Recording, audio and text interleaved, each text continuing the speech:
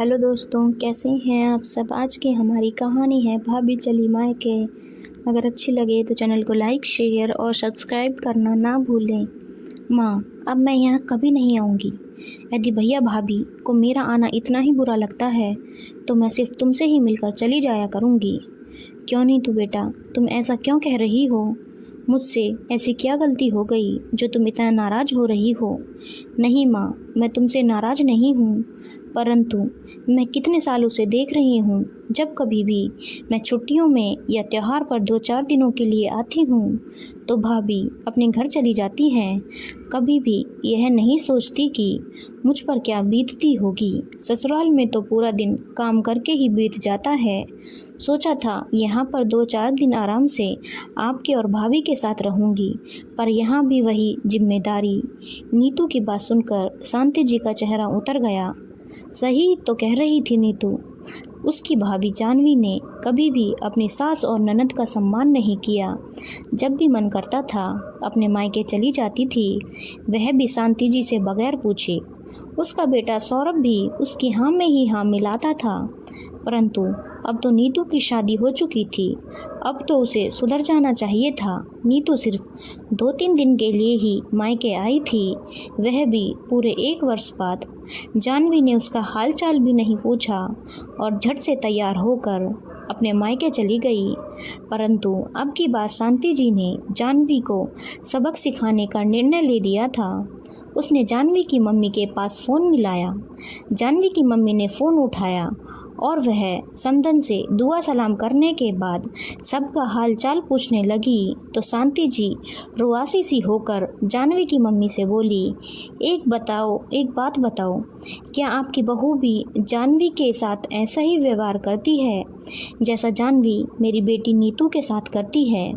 जब कभी भी राखी पर 2-4 दिनों के लिए मायके आती है तो ये तुरंत अपने मायके चली जाती है। कभी भी यह नहीं सोचती कि उसके ऐसा करने से हमें कितना दुख होता होगा। मैं कभी इसे मायके जाने से रोकती हूँ तो यह मेरे से ही तकरार करती है। यह सुनकर जानवी की मम्मी बड़ी दुखी हुई। वह शांति जी से बोली, मैं तो समझती थी कि यह आपकी सहमति से ही यहाँ आती होगी। मुझे नहीं पता था कि आपके मना करने से यह आपके साथ तकरार करती है। ऐसा करने से तो ननद भावज के रिश्ते में हमेशा के लिए दरार पड़ जाएगी। समधन जी, आप परेशान मत हो। अब की बार मैं उसे ऐसा सबक सिखा दूंगी कि वह फिर कभी आपसे तकरार नहीं करेगी। आज वह ऐसा आपके साथ कर रही है तो कल को मेरी बहू भी उसकी देखा देखी ऐसा ही करेगी। मैं आज ही उसकी भाभी रीमा को उसके मायके भेज दूंगी।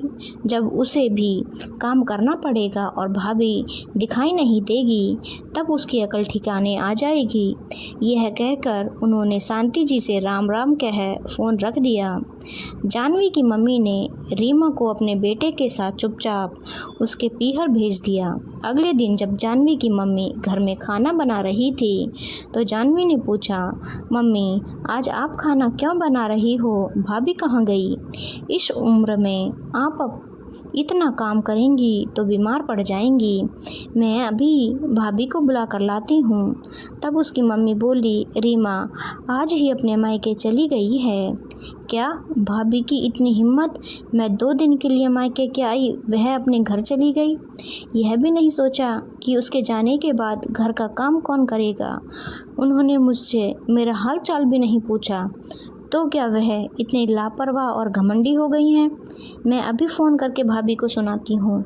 यह सुनकर उसकी मम्मी ने जानवी से पूछा, बेटी ऐसा फ़ोन पर बहू से तकरार मत कर। इसमें गलती बहू की नहीं तुम्हारी है। वह तो सिर्फ अब की बार ही मायके गई है, वह भी मेरे कहने पर, और तुम तो हमेशा ही अपनी ननद के साथ ऐसा व्यवहार करती हो। सास के आने पर मना करने के लिए तुम उनके साथ तकरार करती हो तो उन्हें कैसा महसूस होता होगा।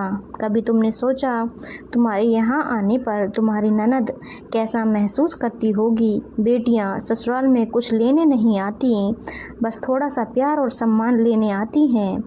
जब उन्हें वह भी नहीं मिलता तो वह दुखी होकर अपने ससुराल चली जाती हैं। जैसे आज तुम भाभी के ना रहने से दुखी हो गई। मम्मी की बात सुनकर जाह्नवी की आंखें खुल गई थी। अपनी गलती पर शर्मिंदा होते हुए वह अपनी मम्मी से बोली, मम्मी जी माफ़ कर दो मुझे, मैं आगे से ऐसी गलती कभी नहीं करूँगी। अपनी ननद के आने पर उनका पूरा सम्मान करूँगी और उनके खाने पीने का भी ध्यान रखूँगी। मुझे आशीर्वाद दे दीजिए, मैं अभी अपने घर जा रही हूँ। जाह्नवी की बात सुनकर उसकी मम्मी ने उसे प्यार से आशीर्वाद देते हुए बड़ी खुशी खुशी उसकी ससुराल विदा कर दिया था। उनकी सूझबूझ से ननद और भावज के रिश्ते में दरार आने से बच गई थी। धन्यवाद दोस्तों। अगर आपको कहानी अच्छी लगी हो तो चैनल को लाइक, शेयर और सब्सक्राइब करना ना भूलें।